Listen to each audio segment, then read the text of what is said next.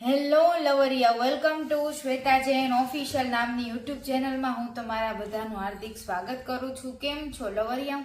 ચેનલમાં પહેલા છો, ડબલ મિનિંગ જોક સાંભળવા આવ્યા છો પહેલી વાર તો ચેનલને સબસ્ક્રાઇબ કરી નાખો. ભાભી એકવાર કેળાનું કવર લેવા માટે મેડિકલ સ્ટોર ઉપર ગયા તો દવાખાનાવાળા ભાઈને મેડિકલ વાળાને કહે કે મને એક પેકેટ આપો તો સ્ટ્રોબેરી ફ્લેવર વાળું. તો મેડિકલ વાળો હસવા માંડ્યો કે ભાભી દર વખતે તો મારા ભાઈ લેવા આવે છે, આ વખતે તમે કેમ આવ્યા? તો કે દર વખતે તમારા ભાઈ લેવા આવતા ને ત્યારે હું પિયરે ગઈ હતી, અત્યારે હવે છે ને તમારા ભાઈ બારગામ ગયા છે એટલે હું લેવા આવી છું. બાયડી ભાઈડો બે કોકોકાર ચાલુ છે. લગ્ન કરેલી 90% ભાભી કુંવારા છોકરાઓને પટાવીને રાખે છે, સાચું ને? તમને ક્યારે કરવાનું મન થાય? બપોરે, સવારે કે રાતે? હું કસરત કરવાનું કહું છું, કોમેન્ટ કરીને કયો મને જલ્દી. હાવ ડોફા જેવા માણસોએ જીગર ને જાન તાકાતના છે ને સ્ટેટસ મૂકવામાં બાજ નથી આવતા. એલા બટા, કેળા ખા, પેલા પ્રોટીન તો લે, પછી સ્ટેટસ મૂકજે જીગર ને જાનના. કોકે થૂક માર્યું હોય તો હવામાં ઉડી જાય એવા લોકો સ્ટેટસ મૂકે. વાહ! લોકો કે છે દૂર રહેવાથી પ્રેમ વધે છે.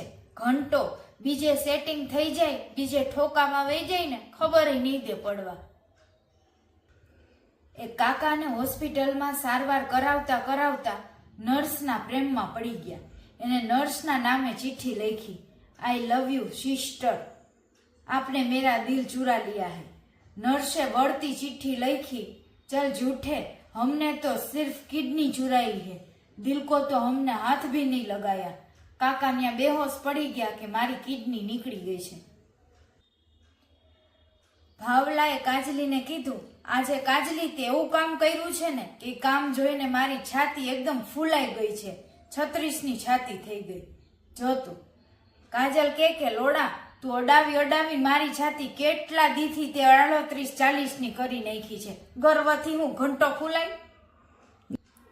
છોકરાએ છોકરીને કીધું, હું તને પ્રેમ કરી શકું? છોકરી કે જા તારા ગીરવાંગમાં ઝાંખીને જો. છોકરાએ તરત પેન્ટ ઊંચું કરીને જોયું અને કીધું, વાહ, 7 ફૂટનો છે, મોટો છે. ગીરવાંગમાં ઝાંખીને જોઈ લીધું, હું તને હવે પ્રેમ કરી શકું? છોકરી કે હા, હવે પ્રેમ કરી શક, આઈ લવ યુ ટુ. ભૂરાએ ક્લાસરૂમમાં ટીચરને પૂછ્યું, ટીચર, છોકરું કઈ રીતે પેદા થાય? ટીચર કે આસમાનથી એક પરી આવે અને તારા મમ્મીના ખોળામાં છોકરું મૂકી જાય. છોકરો કે કેમ? ઓલી ટપાટપ કરવાની સિસ્ટમ પૂરી થઈ ગઈ, હવે કોઈ ઠોકતા નથી. ટીચર બેહોશ થઈ ગયા. બે માણસ કોલગલ પાસે ગયા. પહેલો માણસ અંદર ગયો કરવા માટે, 5 મિનિટમાં એવો બહાર નીકળી ગયો અને બોલ્યો, હવે આના કરતા તો મારી બાયડી હારી, આના કરતા તો મારી બાયડી હારે કરવામાં વધારે મજા આવે. બીજો ગયો, એ 5 મિનિટમાં બારે નીકળી ગયો. એ બોલ્યો, હા, આ બાઈ કરતા તો તારી બાયડી હારી, એના હારે કરવામાં વધારે મજા આવે. તમે સમજ્યા ને? છોકરીએ છોકરાને પૂછ્યું, આ સુહાગરાત એટલે શું? છોકરો કે જો નાના ચંપલ હોય, મોટા પગમાં પહેરાવાના હોય, એને સુહાગરાત કહેવાય. પછી ચંપલ છે ને એકદમ નાના થઈ જાય અને પગ મોટા થઈ જાય એટલે સુહાગરાત માણી લીધી, એમ સમજી જવાનું.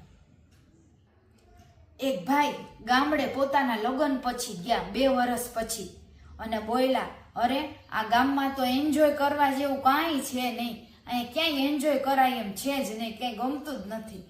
તરત ગામના બધા ભાઈઓ બોલ્યા, એક હતી એન્જોય કરવા જેવી, એને તમે પૈણીને લઈ ગયા, પાછી મૂકી જાવ અહીંયા. એટલે જોવો, ગામમાં એન્જોય જ એન્જોય છે. એક છોકરી ઘોડા ઉપર બેઠી. ઘોડાવાળો કે મેડમ, તમે મારા ઘોડા ઉપર બેઠા ને? ઘોડો બહુ ખુશ થઈ ગયો. છોકરી કે મારા 2 પગ વચ્ચે જે આવે એ પછી લો હોય કે ઘોડો? ખુશ જ થઈ જાય, મજા જ આવે, ખાલી 2 પગ વચ્ચે આવવા દો એટલી જ વાર. એકવાર બાપાએ એના દીકરાને કીધું, હું તારા માટે એક છોકરી જોઈ આવ્યો છું, એ રૂપવતી ગુણવતી છે, તારે એની હારે જ લગ્ન કરવાના છે. એનો દીકરો કે પપ્પા, હું એક છોકરીને ગર્ભવતી કરી આવ્યો છું, મારે એની હારે લગ્ન કરવાના છે, નહીતર આપણે બે બાપ દીકરાને જેલમાં જવું પડશે. બોલો હું કરું? રૂપવતી પાઈ જાઉં કે ગર્ભવતી પાઈ જાઉં?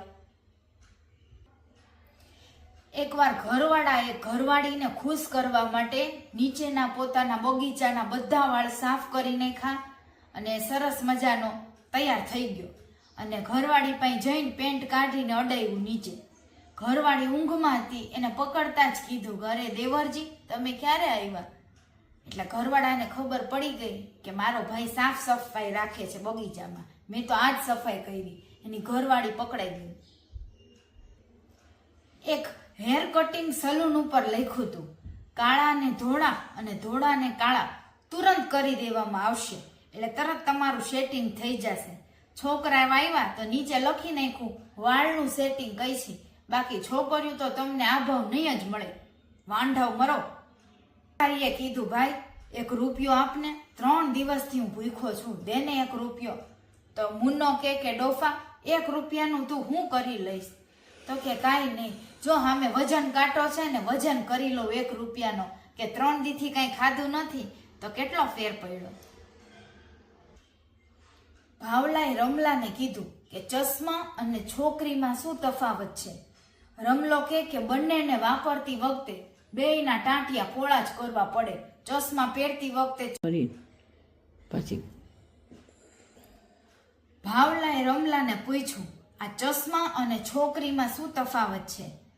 રમલો કે બંનેને વાપરતી વખતે ટાંગા પોળા કરવા પડે, ચશ્મા પહેરવા હોય તો એના ટાંટિયા પોળા કરવાના, અને છોકરી વાપરવી હોય તો એના ટાંટિયા પોળા કરવાના, પછી જ મજા આવે. ક્રિકેટ અને ટપાટપમાં શું તફાવત છે ખબર છે? બેયમાં પાણી પડે ને એટલે ખેલ ખતમ. ક્રિકેટ રમતા રમતા ગ્રાઉન્ડમાં પાણી પડે એટલે ખેલ ખતમ. પતિ કે બોબલા પકડીને ઊભા રહેતા હોય ને તો તમારે બ્રાની જરૂર ન પડે, ખોટી બ્રા પહેરવી જ ન પડે. તો ઘરવાળી બોલી, તમે પોપટ પકડીને ઊભા રહેતા હોય ને તો તમારે ચડ્ડી પહેરવાની જરૂર ન પડે અને બાજુવાળાની જરૂર ન પડે. ભૂરો કે પપ્પા હાર્ટને કેટલા પગ હોય છે? પપ્પા કે અરે હાર્ટને કોઈ પગ નથી હોતા. તો પપ્પા તમે તો કાલે કહેતા હતા ને કે સ્વીટ હાર્ટ પગ ઊંચા કરો ની ઓ સ્વીટ હાર્ટ. એના પપ્પા કે હું તારી માને કહેતો તો સ્વીટ હાર્ટ પગ ઊંચા કરે, એમ હાર્ટને નહીં. બાજુમાં એક જવાન છોકરો મરી ગયો.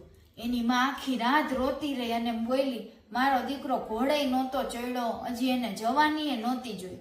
બાજુવાળા બબીતા ભાભી કે અરે એ તમે ચિંતા કરો માં, આપણા આખા પાડોશમાં એવો કોઈ છોકરો નથી કે જેને જવાની ના જોઈ હોય, માજી રોગોમાં. ભૂરો એકવાર ઠરકી બાબા પાસે ગયો. એને કીધું, બાબા આ દૂ જેવા માણસો અને સોદુ જેવા માણસો એમાં શું ફેર છે? બાબા કે કોઈ તમને મૂર્ખ બનાવે ને એટલે દૂ, અને તમે મૂર્ખ બની જ જાઓ એટલે સોદું. બીજા દેશમાં લોકો જ્યારે ભૂલ કરે ને ત્યારે કંટાળીને એમ કે ઓકે સોરી, અમારાથી ભૂલ થઈ ગઈ છે. અને ગુજરાતીઓ જ્યારે કંટાળી જાય ને ત્યારે એમ બોલે કે મેં જ કર્યું છે, થાય કરી લ્યો, મારો તોડી લ્યો, મારો કાપી લ્યો, તરત એના કપાવા રાજી થઈ જાય. એકવાર ભૂરીએ એની બેનપણીને કીધું, અરે યાર મને આજે રાત્રે એવું સપનું આવ્યું કે કોક મને ચાકુ ને છરીથી મારે છે, બહુ મને ડર લાગે છે, એવું રિયલમાં ન થાય ને?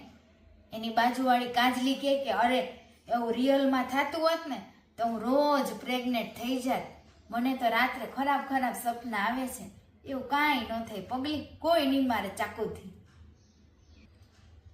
બાજુવાળા આંટીએ કીધું કે બેટા ઘોડી ક્યારે ચડીશ? હવે તો ઘોડીએ ચડી જાય.